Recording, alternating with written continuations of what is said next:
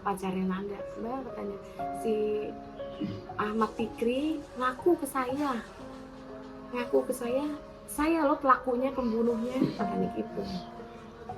Kata si Siti, nih ininya katanya, screenshot ininya, saya bilang, terus nomor WA-nya segala macam itu, IG-nya katanya gitu. Ini saya pelakunya tuh, kan gue habis ngebunuh lu, cowok lu, sorry ya, gue yang ngebunuh gitu.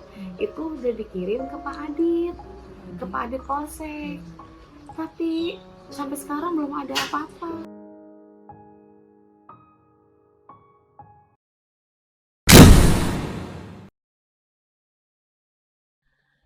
Jerih payah Ibu Yuliana mencari keadilan atas kasus pengeroyokan yang menewaskan putranya, Nanda Saputra, akhirnya menemukan titik terang. 2 bulan lebih terkatung-katung tanpa kepastian hukum, proses penegakan hukum terhadap para pelaku tampaknya mulai menggeliat. Setelah Forum Keadilan melalui rubrik surat membaca, turut mendorong penuntasan perkara dan mengamplifikasinya ke publik.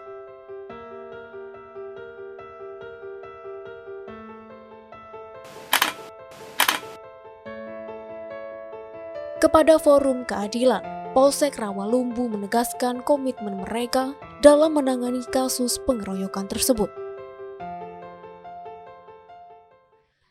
Kapolsek Rawalumbu, Kompol Sukadi, yang ditemui Forum Keadilan menjelaskan pihaknya masih terus melakukan penyelidikan terhadap kasus meninggalnya Nanda Saputra.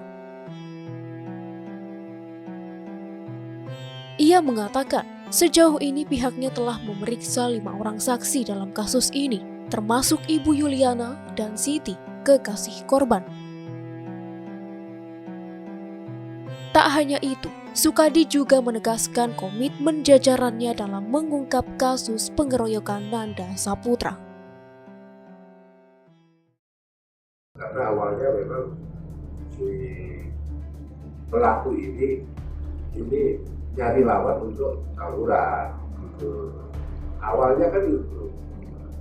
Nah, si korban ini sama temennya itu sebetulnya kongkong ngopi lah gitu kan. Yeah. Ngopi di warung karena itu banyak mungkin kayak sejenis kayak geng motor begitu. Akhirnya dia karena berdua takut dan kabur lah ya. Kabur jalannya kok jatuh. Jadi sasaran geng motor itu tadi. Bukan dibunuh ya, kalau dibunuh kan beda.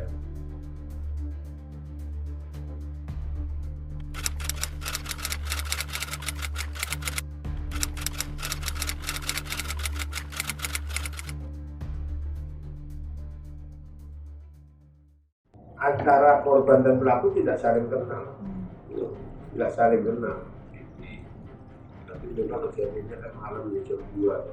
Iya, setengah satu lah ya, tengah hari ya, di dini hari lah ya, sangat minim sekali. Kalau keluarga korban mengatakan bahwa ini kok sudah ada fotonya, kok nggak ditangkap, itu kan alibinya keluarga. Kalau kita kan bergerak atas nama aturan undang-undang. Kalau orang itu belum cukup bukti, mana bisa kita nangkap orang? Kan itu contohnya kan. Jadi harus ditelusuri, dilidik dulu. Setelah lidik matang bahwa itu pelakunya baru diamankan. Sekarang ini masih samar-samar gitu kan, masih samar-samar untuk membuktikan itu. Kalau keluarga korban, oh itu pelakunya, untuk kata siapa? Kan kita nangkep orang itu tidak sembarangan, tidak hanya berdasarkan pengakuan, ya kan gitu, tapi juga berdasarkan alat bukti, didukung oleh alat bukti apa sih? Keterangan saksi, keterangan ahli, petunjuk, surat, gitu kan contohnya. Keterangan terdakwa, ya nggak mungkin lah kan, pasti dia akan membela diri kan, keterangan tersangka itu akan membela diri. Minimal keterangan saksi, petunjuk, kan petunjuk mungkin ada CCTV bahwa dialah ya sebagai pelakunya. Ini belum ada, gelap semua, karena memang jam malam ya, jam 1 malam.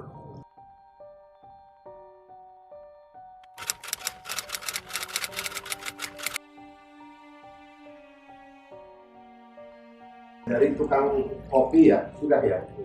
Tukang kopi pun juga tidak melihat karena antara TKP dengan tukang kopi ini agak jauhan kan? Terus yang boncengin sudah diperiksa juga. Yang boncengin pun tidak kenal bahwa itu pelakunya siapa, nggak kenal. Dia boncengin korban itu karena ketakutan aja, yang ingin menghindar sebetulnya, mau lari. Delalai yang boncengin, delalai yuk jatuh gitu. Kalau nggak jatuh pasti aman, kan gitu kan. Tidak saling kenal. Kalau korban pembunuhan itu kan ada kecenderungan sudah kenal, ada kecenderungan sudah kenal. Mungkin pernah cekcok karena dongkol, karena ini bersentuhan aja ya, berkomunikasi aja tidak.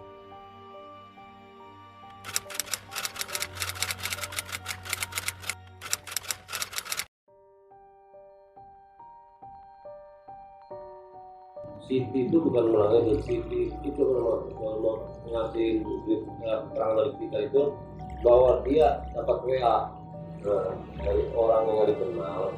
Kok kasihan lu ya, ini matian.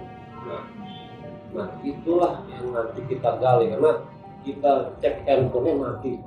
Kalau WA kita nggak bisa ngecek. Dan saya bilang ada chat-chatan dia itu, ya kan? Nah, itu yang kita mau gali, ya. Enggak kata Siti, wah ini Pernah cekcok di Galaxy, terus itu dijadikan sasaran tembak, nggak bisa juga. Tidak serta-merta. Memang itu informasi itu bagian daripada Novi itu udah kita panggil, udah kita duduk bareng, udah jalan, ya kan.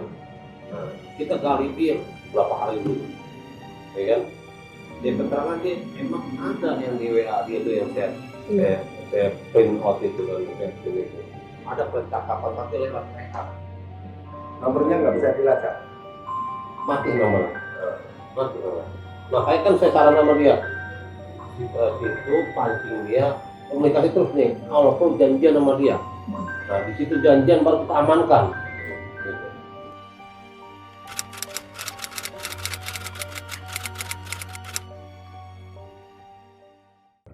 Ini dalam hal menyusuri atau kalau dalam hukum itu penyelidikan itu banyak cara. Ya, tidak hanya berdasarkan WA, tapi juga berdasarkan informasi-informasi untuk petunjuk CCTV yang jelas hanya kelihatan gerombolan motor itu mengarah ke satu tempat gitu kan, tapi tidak bisa terdeteksi sedikit pun gitu kan. Oh, plat nomornya Enggak terdeteksi kelihatan, karena malam sih ya, gelap gitu kan. Iya. Jadi kalau plat nomor itu kena lampu, kan lampunya di depan itu ada plat nomor atau di belakang ada lampu belakang juga kan. Jadi silau ya Pak. Itunya silau, nggak kebaca. Sedangkan untuk membuat suatu terang perkara itu memang informasi itu kan harus, petunjuk itu harus jelas. Mencari informasi itu walaupun dari pihak pacarnya atau bisa juga digali mungkin dari teman-temannya yang korban yang meninggal. Siapa tahu memang sebelumnya pernah cekcok beneran, kan kita nggak ngerti. Itu kan perlu waktu, kan? Mungkin dari temennya yang boncengin itu juga bisa juga digali sebanyak-banyaknya untuk menyimpulkan bahwa sebetulnya korban ini sebetulnya dibunuh atau dianiaya yang mengakibatkan tinggal dunia kan gitu kan. Dan itu perlu waktu.